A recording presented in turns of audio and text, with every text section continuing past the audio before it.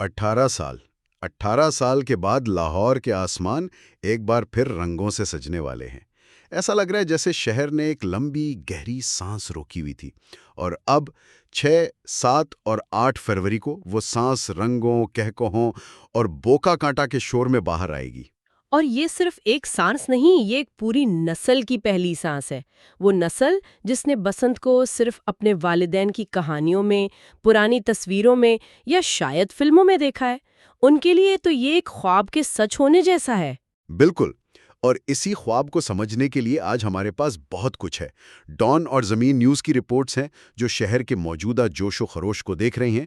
Minute mirror کا ایک مضمون ہے جو اس کی تاریخ میں گہرائی تک جاتا ہے۔ جی، اور پتنگ سازی کے فن پر ایک تحقیقی مقالہ بھی ہے، اور آن لائن فورمز پر عام لوگوں کی جو باتیں ہو رہی ہیں، ان کے خدشات، ان کی امیدیں، وہ بھی ہیں۔ تو آج ہم یہی کھوج لگائیں گے کہ اس بار کی بسنت میں نیا کیا ہے، پرانا کیا ہے، اور کیا یہ واقعی پہلے جیسی ہو سکتی ہے۔ تو شروعات کرتے ہیں حکومت کے اعلان سے۔ 18 سال کی پابندی ختم۔ وزیر اعلیٰ مریم نواز کا بیان کہ لاہور کے آسمان ایک بار پھر رنگوں سے بات کریں گے۔ یہ صرف ایک بیان نہیں، یہ شہر کے لیے ایک بہت بڑا ثقافتی لمحہ ہے۔ بالکل، لیکن یہ بھی ایک حقیقت ہے کہ یہ خوشی بہت احتیاط کی چادر میں لپٹی ہوئی ہے۔ ہمیں یہ نہیں بھولنا چاہیے کہ 2007 میں یہ پابندی لگی کیوں تھی۔ صحیح۔ وجوہات بہت سنگین تھیں۔ دھاتی اور شیشے والی ڈور، ہوائی فائرنگ، اس سے درجنوں جانیں گئی تھیں۔ یہ تہوار خوشی سے زیادہ ایک خطرہ بن گیا تھا۔ تو اس بار واپسی کا مطلب صرف جشن نہیں، بلکہ ماضی کی غلطیوں سے سیکھ کر آگے بڑھنا ہے۔ محتاط قدم، لیکن کچھ لوگ یہ بھی سوچتے ہوں گے کہ شاید بہت زیادہ محتاط اور بہت تاخیر سے اٹھایا گیا قدم۔ 18 سال، یہ تو ایک پوری نسل ہوتی ہے۔ یہ بہت اہم سوال ہے، اور اس کا جواب شاید ہمیں نوجوانوں سے ملتا ہے۔ ڈان کی ایک رپورٹ میں 25 سالہ آیت نور کا تبصرہ ہے۔ وہ کہتی ہیں، یہ میری پہلی بسنت ہوگی جسے میں اپنی آنکھوں سے دیکھوں گی، نہ کہ صرف کہانیوں یا اسکرین پر۔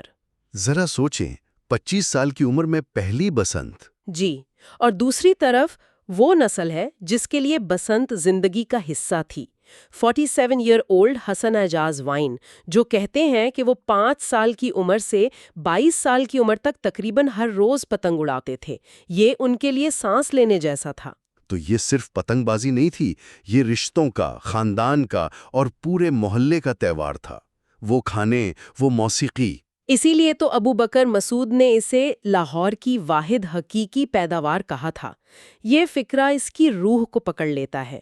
چھتوں پر بجتی موسیقی، بو کاٹا کے نعرے اور ہوا میں گھلی سموسوں اور جلیبیوں کی خوشبو، یہ سب مل کر ایک ایسا تجربہ بناتے تھے جو صرف لاہور ہی دے سکتا تھا۔ اچھا، تو اس کی جڑیں صرف لاہور میں نہیں بلکہ اس خطے کی ہزاروں سال پرانی تاریخ میں ہیں۔ یہ صرف پتنگ بازی سے کہیں زیادہ پرانی بات ہے۔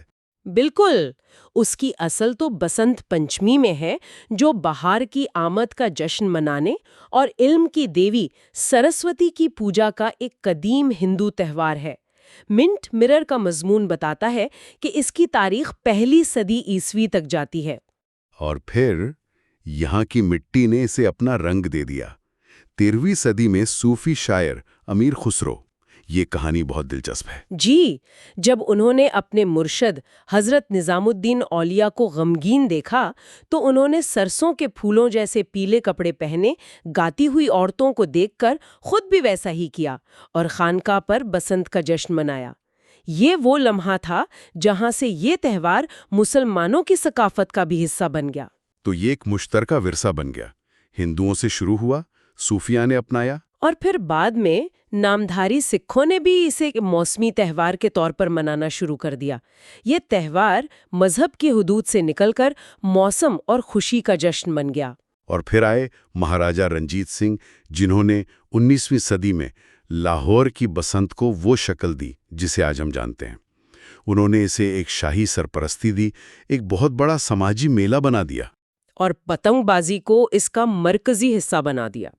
کہتے ہیں کہ وہ خود اپنی ملکہ موران کے ساتھ پیلے لباس پہن کر پتنگیں اڑاتے تھے۔ تب سے لاہور بسنت کا دارالحکومت بن گیا۔ اس سے جڑی ایک اور روایت بھی ہے، اگرچہ وہ غیر مصدقہ ہے، حقیقت رائے والی۔ جی، کہا جاتا ہے کہ اس کا آغاز 18ویں صدی میں حقیقت رائے نامی ایک ہندو نوجوان کی توہین مذہب کے الزام میں سزائے موت کے خلاف ایک خاموش احتجاج کے طور پر ہوا تھا۔ یہ اس تہوار سے وابستہ پیچیدہ ثقافتی کہانیوں کی طرف اشارہ کرتا ہے۔ تو یہ صرف چھتوں پر پتنگ اڑانے کا شوق نہیں تھا، یہ ایک باقاعدہ کھیل تھا جس کے اپنے اصول، اپنے میدان اور اپنے ہیروز تھے، جیسے اقبال پارک کا گڈی گراؤنڈ۔ جی ہاں، جسے پتنگ بازوں کے لیے کرکٹ کے لارڈز جیسا درجہ حاصل تھا، اور اس کھیل کے باقاعدہ درجات تھے۔ عام لوگ چھتوں پر، تھوڑے ماہر کھلاڑی میدانوں میں، اور جو خود کو استاد کہلواتے تھے وہ گڈی گراؤنڈ میں اپنی مہارت دکھاتے تھے۔ اور یہ استاد شاگرد کا نظام بھی تھا، وفاداریاں ڈف کہلاتی تھیں۔ بالکل، ایک ہی استاد کے شاگردوں کا گروہ، اور اصول یہ تھا کہ ایک ڈف کے ارکان آپس میں مقابلہ نہیں کرتے تھے، ایک دوسرے کی حمایت کرتے تھے۔ اور یہ مقابلے بھی کوئی معمولی نہیں تھے۔ یہ پھٹا چیلنج کیا تھا؟ یہ تو بڑا کمال کا مقابلہ لگتا ہے۔ یہ تو مہارت اور توازن کا اصل امتحان تھا، ایک چھوٹے سے سٹول پر کھڑے ہو کر مقابلہ کرنا۔ ذرا سوچیں، پاؤں کے نیچے صرف چند انچ کی جگہ ہے، اور آپ کو اپنی پتنگ بھی سنبھالنی ہے اور مخالف کی کاٹنی بھی ہے۔ پاؤں پھسلا تو آپ مقابلے سے باہر۔ کمال ہے، یہ کھیل سے بڑھ کر ایک فن تھا، اور اس فن کی بنیاد خود پتنگ ہے۔ کھوج تحقیقی مقالے میں پتنگ سازی کی جو تفصیلات ہیں وہ حیران کن ہیں۔ جی، یہ کوئی عام کاغذ اور بانس نہیں ہے، اس کے لیے خاص بانس، 16 سے 24 گرام کا انتہائی ہلکا کاغذ، خاص سوتی دھاگا اور گندم کے آٹے سے بنی ایک خفیہ ترکیب والی لیوی یعنی گوند، ہر چیز کا ایک مقصد ہے۔ اور ان کے نام، ہم تو صرف پتنگ یا گڈا ہی جانتے ہیں، لیکن اس کے حصوں کے ناموں میں ایک پوری سائنس چھپی ہے۔ ڈھول، پیندی، غاز، نکا اور پھمن یعنی اس کی چھوٹی سی دم، اور ہر حصے کا ایک خاص مقصد ہے۔ مثال کے طور پر غاز کا اوپری نصف نچلے نصف سے تھوڑا موٹا رکھا جاتا ہے تاکہ ہوا کا دباؤ برداشت کر سکے، جبکہ نچلا حصہ پتلا ہوتا ہے تاکہ لچک رہے۔ یہ صدیوں کے تجربے سے آیا ہوا علم ہے۔ یہ تو ہوئی فن اور تاریخ کی باتیں۔ اب آتے ہیں اس سال کے جشن اور اس سے جڑی معیشت پر۔ جو اعداد و شمار سامنے آ رہے ہیں وہ تو ناقابل یقین ہیں۔ کون سے والے؟ زمین نیوز کی رپورٹ کے مطابق اندرون لاہور میں چھتوں کے کرائے 3 دن کے لیے 25 سے 30 لاکھ روپے تک پہنچ گئے ہیں۔ واقعی 30 لاکھ روپے صرف ایک چھت کا کرایہ؟ جی ہاں۔ یہ حیران کن ضرور ہے، لیکن غیر متوقع نہیں۔ 18 سال کا جو خلا پیدا ہوا ہے اس کی وجہ سے مانگ آسمان کو چھو رہی ہے، اور یہ صرف چند چھتیں نہیں ہیں۔ شہر کے تمام بڑے ہوٹل مکمل طور پر بک ہو چکے ہیں۔ یہاں تک کہ سرکاری عمارتوں کی چھتیں بھی کارپوریٹ ایونٹس کے لیے کرائے پر دی جا رہی ہیں۔ تو یہ صرف ایک تہوار کی بحالی نہیں، یہ ایک پوری معیشت کی بحالی ہے۔ پتنگ ساز، کیٹررز، فیشن ڈیزائنرز، ایونٹ مینیجرز، ایک پوری انڈسٹری دوبارہ زندہ ہو رہی ہے۔ علامہ اقبال کے پوتے یوسف صلاح الدین نے کہا تھا کہ اگر اسے صحیح طریقے سے فروغ دیا جاتا تو یہ ایک ملٹی ملین ڈالر ایونٹ بن سکتا تھا۔ ایسا لگتا ہے کہ اب یہ اسی راہ پر گامزن ہے۔ یقیناً، اور اس کا سب سے خوبصورت منظر اندرون شہر میں دیکھنے کو ملے گا۔ وہاں کی جڑی ہوئی چھتیں ایک بہت بڑے مشترکہ جشن کا میدان بن جاتی ہیں۔ بازاروں میں پیلے کپڑوں اور مہندی لگوانے کا رش بتا رہا ہے کہ لوگ اسے کس شدت سے منانے کے لیے تیار ہیں۔ ٹھیک ہے، یہ سارا جوش و خروش اپنی جگہ، لیکن اس سب پر حکومت کی کڑی نظر ہے۔ اس بار بسنت کی واپسی بہت سی شرائط اور قوانین کے ساتھ ہوئی ہے۔ یہ وہ پرانی بے لگام بسنت نہیں ہے۔ یہ شاید تاریخ کی سب سے منظم بسنت ہوگی۔ پنجاب کائٹ فلائنگ آرڈیننس 2025 بہت واضح ہے۔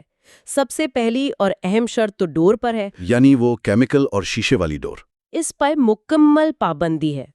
صرف سوتی دھاگے کی ڈور، وہ بھی 9 دھاگوں سے زیادہ موٹی نہ ہو، اور یہ ڈور روایتی چرخی پر نہیں بلکہ پنا یعنی گولے کی شکل میں فروخت ہوگی تاکہ اس کی لمبائی اور معیار کو کنٹرول کیا جا سکے۔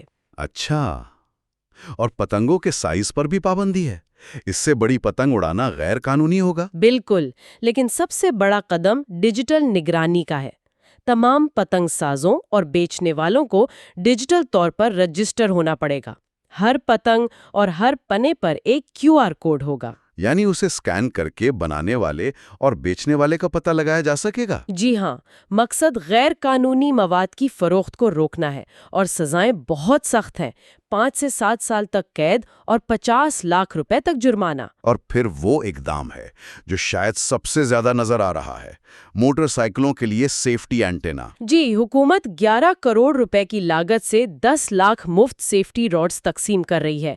ये एक बहुत बड़ा और अमली कदम है। शहर को रेड, येलो और ग्रीन जोन्स में भी तकसीम किया गया है, और रेड जोन में बगैर सेफ्टी रॉड के मोटरसाइकिल का दाखिला ममनू होगा। ये सब इक़दामात कागज़ पर तो बहुत अच्छे लगते हैं, लेकिन असल इम्तिहान इनके नफाज का है। क्या वाकई हर पतंग पर QR कोड लगाया जा सकेगा? क्या पुलिस लाखों पतंगबाजों को चेक कर सकेगी? ऑनलाइन फोरम्स पर लोग यही सवालात उठा रहे हैं। रेडिट पर एक सारिफ ने बहुत दिलचस्प नुक्ता उठाया। उसने लिखा कि मोटरसाइकिल सवारों की हिफाजत तो ठीक है, लेकिन उन घरों का क्या जिनकी छतों पर सोलर पैनल लगे हैं? आवारा डोर उनके लिए भी तो लाखों का नुकसान कर सकती है। ये एक बहुत अहम नुक्ता है। और एक और बड़ा सवाल ये है कि त्यौहार के 3 दिन खत्म होने के बाद बच जाने वाली हजारों पतंगों और डोर का क्या होगा? क्योंकि पाबंदी तो चौथे दिन फौरन वापस नाफिज हो जाएगी। तो क्या लोगों के घरों में मौजूद ये सामान अचानक गैर कानूनी हो जाएगा? इन सवालात पर इंतजामिया को वजाहत देनी होगी। इन कवानीन की कामयाबी का सारा इन्हिसार उनके मौसर निफाज पर है। तो खुलासा ये है कि बसंत वापस आ गई है। लाहौर का रंग, लाहौर की खुशी वापस आ गई है। लेकिन ये एक बदली हुई बसंत है। ये गहरी सकाफती तारीख, ज़बरदस्त माशी सरगर्मी और एक महबूब रिवायत को महफूज तरीके से दोबारा अपनाने की एक इंतहाई मोहतात कोशिश का इम्तिजाज है। ये एक तरह का तजुर्बा है। हुकूमत एक सकाफती विरासत को, उससे जुड़े खतरात को ख़त्म करके बहाल करने की कोशिश कर रही है। ये एक बहुत बड़ा चैलेंज है और पूरी दुनिया की नज़रें इस पर होंगी कि क्या लाहौर ये कर पाता है या नहीं। और यहीं पर हमारे लिए एक आखिरी सोच है, क्या एक ऐसा त्यौहार जिसकी रूह कभी बेसाख्ता जोश, खुले मुकाबले और आज़ादी में थी, QR कोड्स, डिजिटल रजिस्ट्रेशन और सख्त निगरानी के साथ वैसा ही रह सकता है? ये जदीद दौर में सकाफत को महफूज रखने और उसे मुनज़्ज़म करने के हमारे तरीकों के बारे में गहरा सवाल है। क्या हिफाजत को यकीनी बनाते हुए हम अनजाने में त्यौहार की उस बेसाख्ता और थोड़ी सी जंगली रूह को ही तो ख़त्म नहीं कर रहे?